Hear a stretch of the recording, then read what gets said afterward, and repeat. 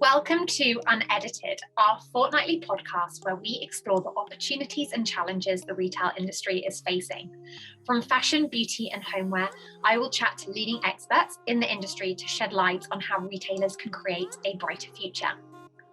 The coronavirus pandemic has undisputably disrupted all retail sectors. Lockdowns have forced physical stores to close for months on end, and supply chains have crumbled in the wake of both previous and emerging movement restrictions. But in particular, luxury retail has felt this disruption. Kering Group, owner of super brands that you all know, Gucci and Balenciaga, amongst many others, saw sales drop 16.5% in 2020. Luxury retail has been forced to focus sharply on retail data and to consider new strategies in order to win, with one of these being embracing e-commerce. Bain Company estimates that e-commerce could contribute as much as 30% of total luxury sales by 2025. Which is huge considering some luxury brands, such as Chanel, currently do not sell any of their fashion offering online. Other strategies have included restructuring fashion shows and trade fairs, having to reconnect with the local customer as luxury tourism has hit pause. On today's episode, we'll be speaking to an expert in the luxury fashion vertical. We'll be deep diving into the industry to discuss its performance over the past year and also the impact that this will have on the future of the industry. On today's podcast, we have Carlo Moltrasio, Senior Manager of Bain Company and a leading member of the firm's fashion and luxury vertical based in the Milan office. Welcome to Unedited, Carlo. We're thrilled to have you on the podcast. How are you and how are things in Italy? Oh, thank you, Grace, for having me today. I'm very excited to be part of your podcast today. We are all right, I think. We are entering, or we are at least in a new lockdown phase, so not too exciting, but we have a bright hope for the future. So let's hope that the vaccine comes through and the process will help us go through it as quick as we can. I know, I really hope so, especially as the weather's starting to get nice for the summer. It'll be lovely to have some more positive news so we can get out and enjoy the sunshine. Suffer it while staying at home, so we would all be like to be outside. Absolutely.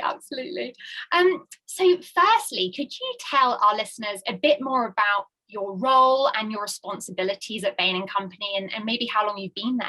Absolutely. I'm a senior manager in Bain Company, which is a leading strategy consulting firm. We have offices all over the world, and I specifically focus on fashion and luxury. We have a center of excellence and a vertical in Milan, which is based in Milan, that covers these clients worldwide. I've been in Bain since 2014. That has been, let's say, my path and passion since I joined. So fashion is really what I talk with clients every day. What are the challenges? What are the things that they need to think about, looking both at a strategy, which is mid and long term. So let's say very excited to have this conversation with you today. I think these topics that we'll go through during this time together are some of the hottest issues that we see happening in the market at the moment and our clients care about. Yeah, I'm glad that you think so. I'm really looking forward to talking about it because, I know like many other retail sectors, luxury was not immune to the impacts of COVID-19. And you guys have recently, your recent luxury report mentioned that it's forced luxury spending from when traveling to at home. So from your perspective, what has the impact of a decline in luxury tourism been on those brands? Thank you for asking this question. I think it's probably at the core of what happened in 2020. At the end of the day, as we all know and experience, we are locked in our homes. We have seen lockdowns after lockdowns closing up the retail stores. And so the damage and the peril of the industry is quite clear in the sense that for the first time since 1996, which is the first year we started recording the numbers of this market in the luxury, if you like, space, we've seen the biggest drop that we ever registered in our 20 plus years of data. So 2020 has been a year in which the industry has done minus 23%, which is almost 1/4 of the market that disappeared through the COVID crisis. And as you said, the majority of this contraction has been linked to the fact that people were not traveling anymore. And so again, they were closing their homes, we were not traveling overseas or abroad, and we were not even traveling from their houses to the physical stores where most of the sales have been happening. Just to give you a few numbers, which I think would be relevant for this conversation. Yes. In 2019, the marketing for luxury was 60% local, so made by people buying locally, and 40% tourist-based. Right. In 2020, it was 80-85 versus 15-20% of tourist consumption. So really, tourist consumption completely disappeared, and that had an impact on the overall market performance. Absolutely. And how do you see brands needing to have to adapt to this? That I think is one of the most interesting challenges, and I would answer with two, if you like, points. The first one is that the biggest change that brands are experiencing this year is that mainland China is the only market which is growing at the moment. And that is linked to the fact that most of the consumption that Chinese people were doing before COVID happened outside the market in which they were actually born and living into. So it was happening outside mainland China. What happened in 2020 is that all this consumption, or at least the large majority of it, repatriated into mainland China and disappeared from the European and legacy market where the luxury consumption was happening before. So one, understanding that the consumption has shifted and moved somewhere else. So you will need to intercept these consumers at home, in this case, China specifically. And second, I would say that the old idea that you would be waiting for the customer to come to your store and visit you is clearly no longer valid. And so there is a pressure for brands to really bring the store to the customer, so the opposite way around, and that is enabled by technology, by digital, by a real one-on-one relationship done through the salespeople on the floor and on the market. So these two, I think, are the two major things that we are seeing at the moment, and our challenges clearly from an operational perspective. Absolutely. I think it's fascinating, isn't it, how important that Chinese consumer and customer is to the luxury market, and ensuring that you really understand that consumer and the nuances of obviously the at-home consumption and repatriation spending in China, and also just that direct consumer element as well. We know that luxury have been slower to adopt a digital strategy, but how has this also impacted how brands price themselves internationally, and the need for a new strategy potentially? Let me answer with a couple of thoughts. The first one, something you just said that popped something in my mind, which is the importance of a Chinese customer. And we talked about China as a market. Reality is the Chinese customer was hardly 30% of the consumption, to be exact, 33% of the consumption of this market in 2019. Wow. So we're talking about 1/3 of the market, which is in the hands of Chinese consumers, and we project that to go to up to 50% by 2025. So, I mean, this is really real lion's share of the market in the hands of just one nationality at the end of the day. And that, let's say, leads to the question you just asked, which is if this is the case, and so we combine these two elements. On one side, the fact that Chinese consumer is going to be the biggest share of the consumption in 2025. To be exact, we estimate between 46 and 48%. And on the other hand, the fact they're going to be buying not necessarily abroad, but also in mainland China, so locally, that opens a lot of question on how do you price the product that you sell in China. And as you know, and as I'm sure you have discussed in many other podcasts, the price differential between Europe and China was abnormal a few years ago. So you had up to 150% the price of the same product that you would find in Europe. And so let's be clear, this has changed lately in the sense that most of the brands before 2020 were reducing this gap. And that was a clear, if you like, priority. You have a product which is priced so differently, you will have arbitration of consumer coming to Europe and reselling it once we are back in China. So reducing that gap was a way to control on one side this market, and on the other side to be more fair and just versus the Chinese consumers at home. So going forward, we don't have a perfect recipe. I don't think that anybody has. We have seen, if you like, three big strategies that brands are employing on that specific topic. I mean, the more drastic one would be the full harmonization, which is something that, as you know, some brands, sorry, not many, tried in the last few years, in which they harmonized the prices across the globe. Useless to say, this is a very hard choice to implement, because at the end of the day, in China, you still have the duties and you still have the transport cost to get the merchandising to the region. So you're sacrificing effectively a portion of the margin making this choice. The second one is to differentiate differentials between products. And so you would have some product categories or some specific, if you like, products with a lower differential, and that would be a tool to try to steer somehow the arbitration that you would have of the market. And the third one is to move more on a merchandising level in which the differentials are touched really between carryover and novelty, for example. And so I decide to have carryovers which are have a lower differential because are the ones that you can find in both countries. For novelty, which maybe is only in one market rather than another, I can keep a higher differential up. So even if a customer decides to arbitrate, it's harder to do that because the product is not going to be the same in both markets. So different strategies going forward.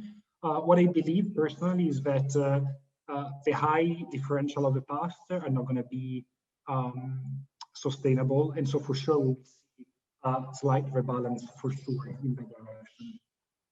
Yeah. Sorry, I don't know if I'm speaking too much, so please. No, it's so interesting. I think so much of it comes back to, you know, the power of information and, you know, the fact that the consumer has access to that information and they're very aware that they can, you know, maybe buy that same item in a different country for less, you know, and it's forcing brands to have to reconsider their pricing strategy. And I think the way that you mapped it out with those three different strategies that you see brands adopting is really interesting. And as you said, only some have, you know, really looked at adopting, you know, adjusting their pricing strategy by region and going for that geo pricing movement that we're seeing with our customer base. But just a fun fact, I mean, our initial hypothesis in 2020 was brands are going to be reducing differential in China because at the end of the day, now the consumption is going to be happening there. We're seeing the opposite for some brands at the moment, that they are restarting increasing the differential versus Europe. So not easy to predict. I think it's very brand specific with a lot of strategy behind it at the end of the day. Absolutely. I guess it's interesting from a brand perspective as well. What's their strategy, and you know, how does the pricing link to that, and brand equity, which is fascinating. So obviously in the past, it's been well publicized that luxury brands almost rejected the idea of digital channels, you know, with, you know, brands like Chanel, for example, who still to this day don't sell their fashion offering on their own online site. What do you see as the future of e-commerce within the luxury space? I think you're touching one of the most interesting questions as well of this year for two reasons. One is that 2020 was the year of digital, no? And that was a decision in a way, in the sense that it was either digital or it was very hard to sell to the final consumer. And first of all, I mean, we have seen a jump in digital penetration, which is extraordinary and something that we would have never expected in the non-COVID era, if you like. So we went from the 12% of penetration of the channel in 2019 to a staggering 23% in 2020. So almost double what was the penetration of the year before. And of course, this is a combination of the rest of the market contracting and digital instead growing. But again, it's almost 1/4 of the market going through digital channels for the first time. So for sure, brands are realizing, not realizing. Let's say that the question is not anymore if digital is a channel, it's a question on how fast they can roll out digital and use digital in their advantage, which I think it's a good change of mindset. but absolutely, we have seen across the board. We estimate that the digital channel is going to be accounting for 49 billion in 2020 versus 33 billion of 2019. So we're talking about a plus 50% year over year in a year in which the market has been decreasing at minus 23. So it's clear that this is an opportunity. It's clear this is the channel to be at the moment. I think that the major challenge that now brands will need to solve is what do they want to do digitally? Because this is not a straightforward answer, if you like. No, not as we tend to abstract just a single entity, but in reality is an ecosystem of different touch points, which really changes not only, if you like, geographically, which is a clear thing. In some geographies, you need some places digital to be, in others you need others, but also in the way consumers use digitally differently across generation, across nationality as well. So a complex ecosystem to crack. We do think that having just the brand.com in mind is probably right now relevant for a brand perspective, so their own e-commerce, but the rest of the market is large and is very to be tapped into and leveraged. Yeah, it's amazing, isn't it? I was reading obviously about Gucci's performance and the fact that obviously in 2020 they had sales decline of over 20%. However, they saw in China, for example, their online sales grow by over 70%. So I think it just demonstrates the strength of that channel and how luxury brands have been forced to embrace it. You know, it's not been is it important to us? It's something that has to be embraced to move forward. So last July, edited data found that the average pricing for luxury handbags in the US and the UK increased by 12% and 18% respectively, whereas luxury footwear saw a dip of 2% in the US and 0.8% in the UK. Why is it that we're seeing luxury brands offsetting increased operating costs by increasing the average price of handbags versus other categories like footwear? That's a very interesting question, and I will try to answer that from, let's say, different angles, and then see if you're happy with my answer. First of all, I would say that the increase in handbags is not something new in the market, in the sense that if we take the price of the icons of some of these brands in 2009, for example, and we compare that with the price that we find in 2020, you will be surprised of how wide has been the price increase on some key items, and that was especially true for handbags. And this is, I think, the point that the market has been going through a strong accessorization in which consumers do recognize the long-term value of buying a handbag, gives power to the brand to say, I can price them to the right price at a certain point in time. So the fact that the handbag prices has been increasing on one side is not surprising. This is part of how luxury works. The price goes up and the demand is quite non-flexible at the end of the day. It's not inelastic, no? It's the way luxury works, and it depends on the quality that they inject into the product, the relevance that that product have in the customer eyes. To say this in a different way, if I have a bag which has been around for 20 years and that bag still has a power to inspire and make generations dream about it, I think that pricing it is a clear strategic asset that brands have in their mind. On the other hand, shoes are, to me, a fascinating category to be discussing in 2020. The fact that shoes were on a wave of growth, we have seen in the last, let's say, 5-10 years, together with bags, they were the second categories growing at a very high pace and just getting there and getting traction. It was very linked to the fact that sneakers and so the casual footwear became part of a luxury world, and that was a dramatic shift, if you like, in the merchandising part. And so they de facto introduced a new category, and they had this new category creating an additional wave of growth on shoes and footwear overall. And on the other hand, we've seen that increasingly shoes have become the old small leather goods of the past. So if 10 years ago, 15 years ago, you were buying a wallet with a logo on top and you will feel that you were buying the brand. Now shoes, especially for younger generation and males, which is the other left like angle, so the male portion of the customer base, identifying shoes the entry point in a brand world. So they do look at that as the place where to start their customer journey in the luxury market. And that's very fascinating, I think. And you can see that also in the numbers, if you think that shoes were the category that decreased the least in 2020. So it's a clear momentum for them and it's a clear direction they're taking. Totally. It's so interesting, like as you said, it's that kind of way of accessing that brand, and for them there's not the incentive to increase that price point because that's, you know, it's a intentional strategy of theirs. I think as well, like you said, the sneaker phenomenon and how now, you know, the Chanel sandals, for example, how it's grown to other subcategories and styles within footwear. It's not just having those cool sneakers, it's having the sandals or the mules or whatever that is. It's absolutely fascinating.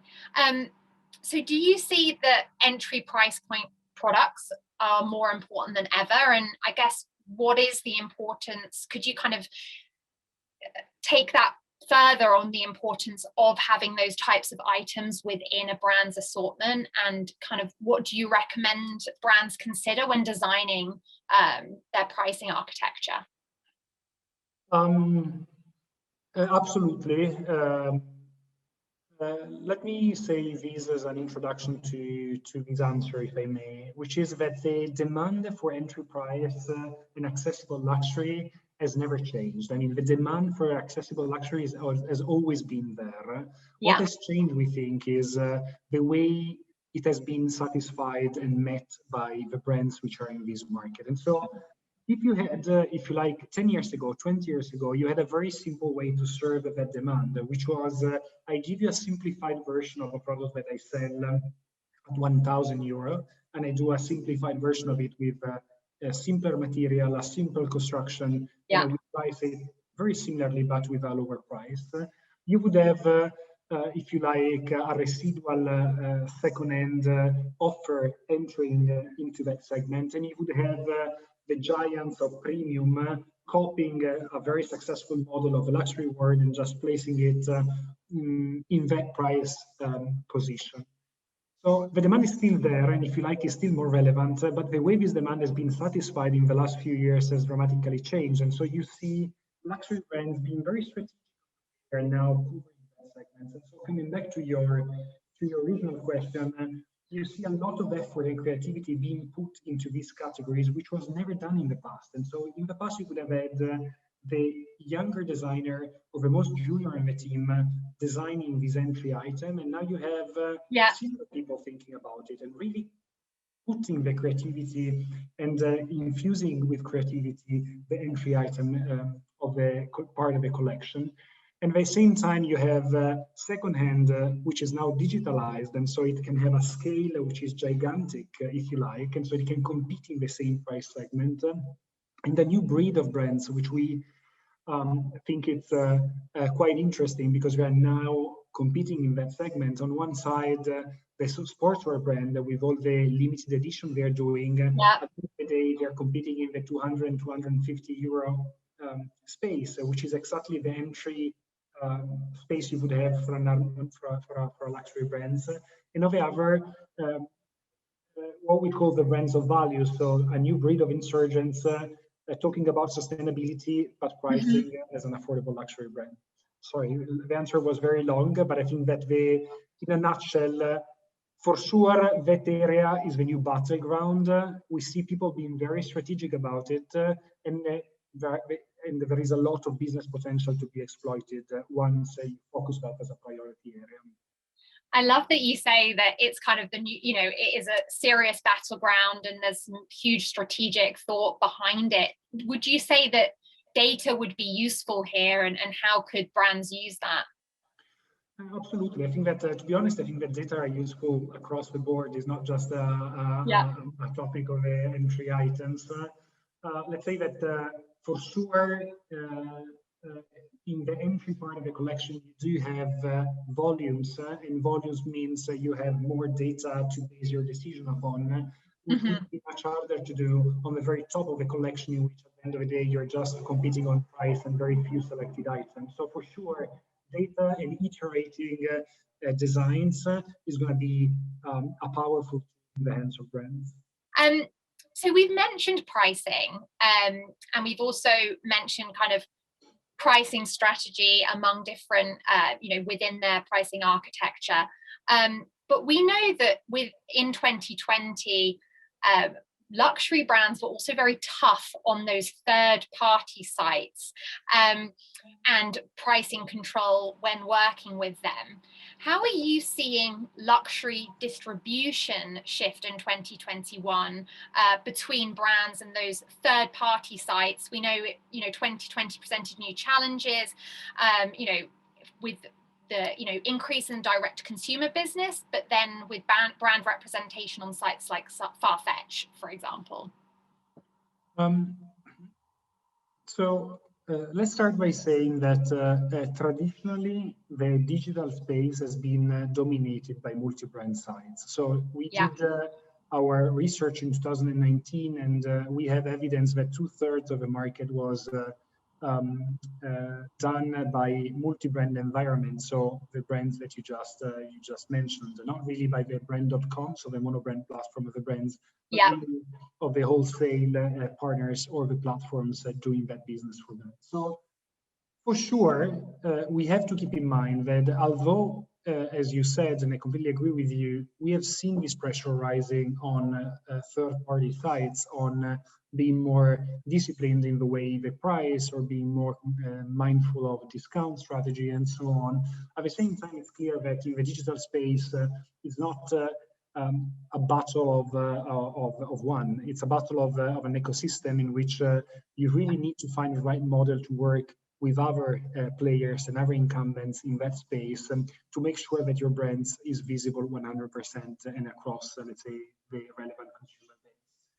And when we talk about with clients about that, I think that the angle that we like to take is even if for sure you can change the way you collaborate with these platforms. And this is something that, depending on brands, we are already seeing happening in the market. And so the idea of shifting from a wholesale partnership to a concession partnership, in which at the end of the day, we are doing the same transition that they did with department stores in the US in some cases, but in the majority of Europe, is already like this in the wholesale counterpart. On the other side, you have to be mindful that you can reach a different consumer base, you can reach different markets being in that platform. So there must be a model in which both parties get the most out of it. And we think that the direction for that really in finding a balance between that. That said, it's clear that in 2020, brand.com was the focus for most of these brands because the stores were closed, and so they had to refocus their attention on the monobrand side. And if you like, we are quite sure that 2021 will see this channel being pushed very much from these brands, which are now pouring resources in. Yeah, I think it's fascinating. Obviously, you talk about the ecosystem and obviously the push to mono sites and the direct consumer model. But I think on the topic of being direct to consumer, brick and mortar has obviously been a huge part of luxury brands and their strategy. And according to Fortune, a record 12,200 stores closed in the US alone last year. So what do you see the future of brick and mortar stores looking like for luxury? So let me be less tragic than Fortune in saying that luxury is more, if you like, resilient than the rest, I think, of the retailing market overall, in the sense that at the end of the day, the disruption of digital in this market has been significant in 2020, but in general, the physical experience is still very relevant for the consumer, which is coming in store and buying the product. So yeah, I don't think at any rate that the retailing market for luxury is going to collapse or disappear. What we are seeing, though, is that if we compare the rate of opening of new stores in the market, so in 2018, we would see, in terms of net opening, so stores opens minus the store closed, around 350 stores per year in the industry, to 200 in 2019 and to 0 in 2020. Still, we are talking about a net of 0, which means people are setting up a network to be of the right size. They are rethinking the way their network will be serving the consumer, and to do that, they are really rethinking the role of the store 100%. But let's say that the future of retail is there as long as you will start thinking about stores just as one of the touch points you have in the journey that the consumer make with you as a brand, and really changing and transforming that space from a pure transactional outlet to a more relational and brand caring space where to really showcase what the brand stands for and establish a relationship with the consumer, which is not that dramatic, if you like. Well, that's a relief. I know that stat was really quite drastic. But no, I like that you said, obviously, the role of the store is changing and it's redistributing that store portfolio. So obviously you mentioned the role being more relational and building that relationship with the consumer. You know, what other things do you see, you know, the store offering the luxury brand and the consumer as we move forward?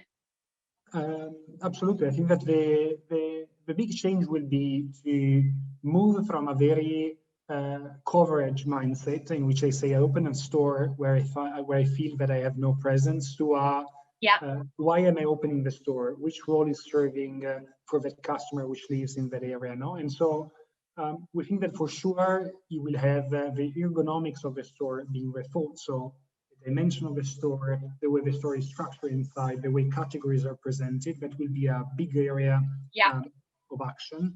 The second one will be in the footprints, in which, if you like, the role of the store in some cities, which was purely to serve a touristic consumption coming in, probably will not be as relevant in the next few years, at least, when tourism will not come back. And so it will be a role also of some formats versus other that will be changing. And then for sure, the role in carrying the experience of a brand, in which, as we were saying before, at the end of the day, the stores were designed to maximize the transactional power of it. I think that brands are realizing more and more that they do not need necessarily the store to sell product, but they need the people that are in the store to have that kind of relationship with the consumer wherever they are.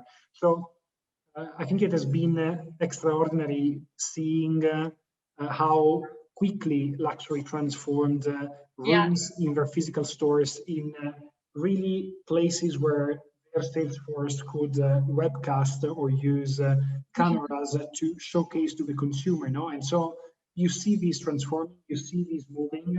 I don't think it's just giving a nice experience. It's really about rethinking how do you use the space in a very practical matter, if you like. No, absolutely. I feel like it's exciting, and it's exciting to see all kind of the very innovative and creative ideas that these brands have developed over the past year, and how we see that evolve as we move with stores reopening, and how do those live side by side as we move forward in a more omni-channel approach, I guess. So obviously, whilst the retail landscape for buying luxury products has shifted, so has the profile of the usual luxury consumer, moving to more of a younger generation. Why has the customer profile gotten younger, and how are brands resonating with that generational shift? You know, we've seen examples of Valentino and Anna Sui tapping into Animal Crossing, and obviously most recently Gucci partnering up with Zepeto. Absolutely. And I think that we are touching the real hard topics of this year, no? And when we did our estimates a couple of years ago, and we were looking at Gen Z, if we had to project the growth of Gen Z within the luxury market using the normal algorithm that we would use, which is really a function of the consumption and the demographic shift we have in a country. 2020 was quite an extraordinary year in that sense, because it really challenged everything we believed in on that generation. For two reasons. One is because it's the only one that actually came in store, because they were not afraid of a COVID infection. And so older customers were staying at home. They were entering and coming to stores in a very effective way. And on the other hand, I think that brands have been very good in intercepting that latent demand and capitalizing it in really customer entering the luxury market for the first time. And for sure, sneakers are playing a role into this. For sure, all the experiments that you mentioned are really changing the perception of luxury in a wider way. It's not just as a mother or a older sister fashion, but something that you can really relate to. With Gen Z being very different from the millennial generation, which has been, if you like, our hot keyword in the last years, which everybody was just saying, let's get the millennial inside the store. Today is let's get the Gen Z to come back, because they showed up in 2020. They showed you as brands that they are here. They have a very different set of values. They have different needs that you need to really cater to. But they're happy to participate into this market. They're happy to really start having this journey in the luxury space. So the challenge now is for brands to really start building this journey together with them and get them involved in the brand, not only from a transactional standpoint, but also from an emotional standpoint, as by the examples you mentioned. Definitely. It's fascinating, isn't it? Because it's almost as if, historically luxury has been built upon heritage and quality, and that's really resonated with older demographics and older generations, but actually they've had to rethink what really resonates with Gen Z and millennials. I guess also interesting the Chinese element as well, and kind of the demographics of that nation and how that relates to the increased spending power and the percentage of luxury sales that's made up by that group too. And if I may, on that point, and thank you for raising it. We were surprised, or at least very fascinated, a couple of months ago. We had in our research we done the fact that Gen Z understand quality as much as the generation before them, but it understand it in a very different way. So if the quality of a boomer or a millennial was a baby boomer, I don't want to be a millennial was really into the quality of the material, for example, of the manufacturing. For them, quality means sustainability. And so this shift in perspective is not that the aspiration has changed, but the content of that aspiration has very changed. So that's why we're now calling it post-aspirational paradigm, because at the end of the day, it's the same driver that they had in the past, but the reason why has dramatically changed. So you're buying to belong, but you're buying to belong in a very different way than you would do as another generation. Yeah, that's so interesting. I think that leads me on very nicely to my next question, which is, it would be remiss if we didn't touch on luxury's sustainability efforts. And obviously from what you're just saying, it's, that's a huge driver of the advances that we're seeing, especially, with introduction of advanced biodegradable fabrics and leathers. So do you see consumers paying the same for a Hermes, mushroom leather handbag as maybe they would have done for a precious skin or a crocodile leather, for example? So I think it was a nice way to flow into this. For sure, let's say sustainability is the new quality, and sustainability is a part of the luxury promise. So you need to be sustainable if you're paying what you're paying to get a product, and this is something that consumers are pushing more and more in their agenda versus the luxury industry. We have research, though, that shows how consumers are willing to pay more if you're a mass or a premium player and you're doing something sustainable. So a specific sustainable product or line, you will see an increase in the willingness to pay for that item if it's sustainable 100%. That won't happen in the case of luxury. So if you ask consumer are you willing to pay more if your luxury product is going to be sustainable? The answer is going to be no. And so this lack of willingness to pay, I think it's partially explained by the fact that they expect this industry to be at the forefront of that agenda. And that's it. No? And on the other side, to the fact that they really think that if a product is handmade, you have no excuse not to be sustainable as well in the choices you make.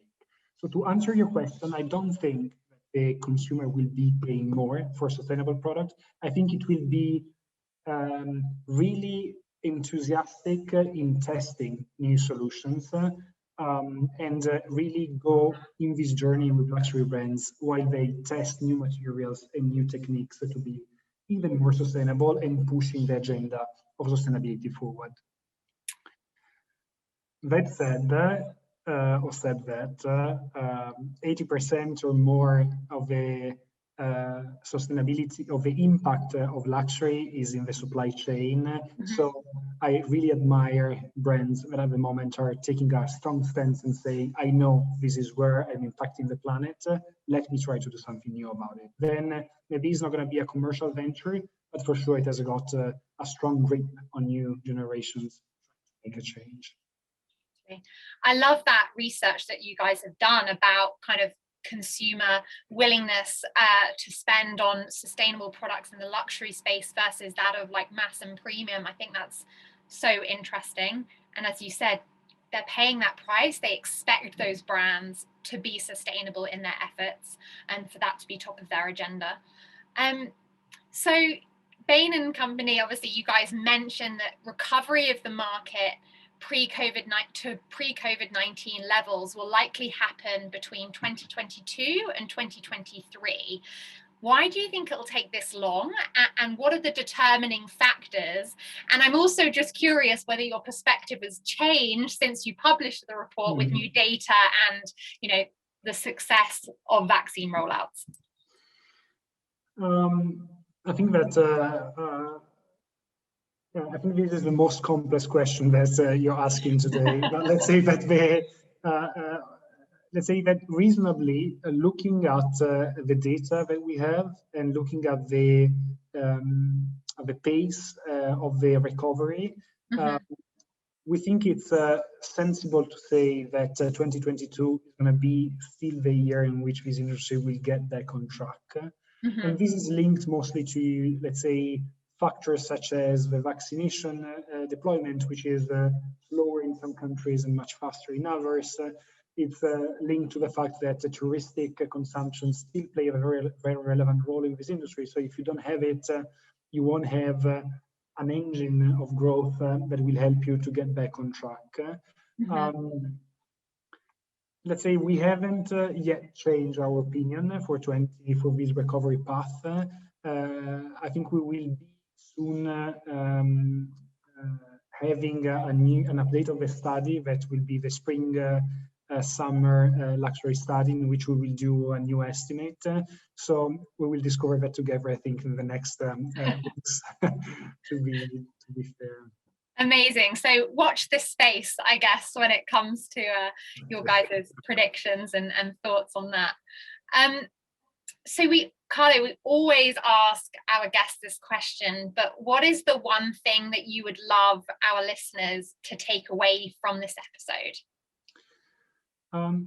I think that the real game-changing thing that is happening in this market is that the consumer is changing at a pace that we didn't expect. And so we talked about the Chinese consumer buying at home, local consumer being more important than traveling consumer for the first time in probably in the history of this industry. We talk about younger generation really coming in faster and faster than we would have expected, changing the way they're approaching this segment. We talked about the entry prices and how consumers are entering segments more and more.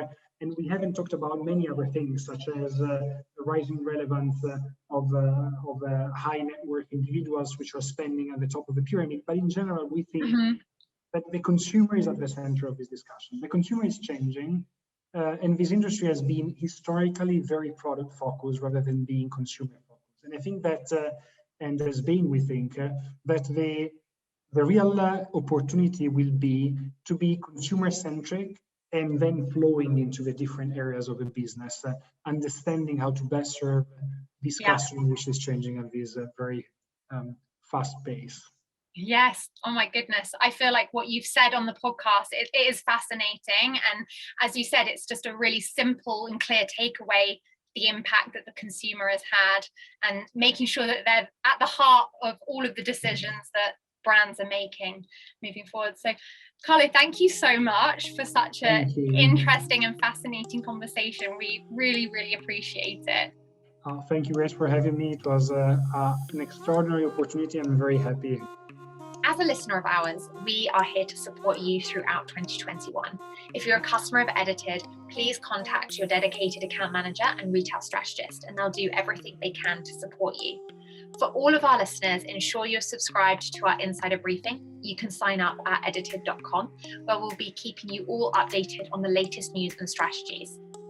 If you've enjoyed today's conversation with Carlo, please make sure you subscribe to keep in the loop with future episodes. And please tell your family and friends about us. And if you have any further questions, you can get in touch at unedited@edited.com or tweet us at edited_HQ. Thanks so much for listening. Goodbye.